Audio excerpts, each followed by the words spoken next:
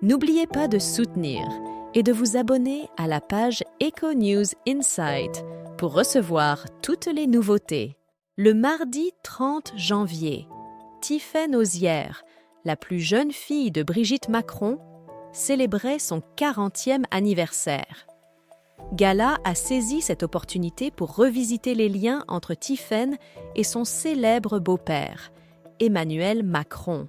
Tiffaine Auzière, avocate de profession, connaît Emmanuel Macron depuis de nombreuses années. En 2007, il est officiellement devenu son beau-père et le président de la République a assumé ce rôle avec succès. En 2019, lors de son apparition dans l'émission « Balance ton poste », la sœur de Laurence et Sébastien Auzière a souligné qu'Emmanuel Macron était un beau-père bienveillant.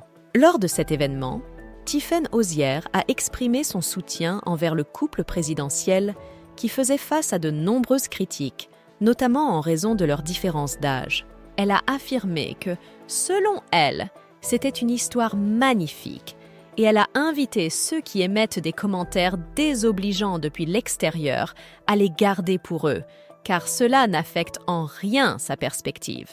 Tiffaine Auzière a partagé que cette relation lui a permis de mûrir, avec une ouverture d'esprit et une acceptation accrue des diversités.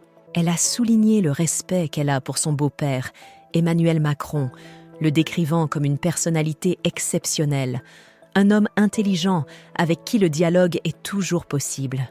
Emmanuel Macron et Tiffaine Auzière partagent un intérêt commun pour la politique, avec cette dernière démontrant un engagement discret mais significatif. Une information notable est que lors de l'élection présidentielle, Tiffaine Auzière se tenait aux côtés d'Emmanuel Macron, devant la pyramide du Louvre.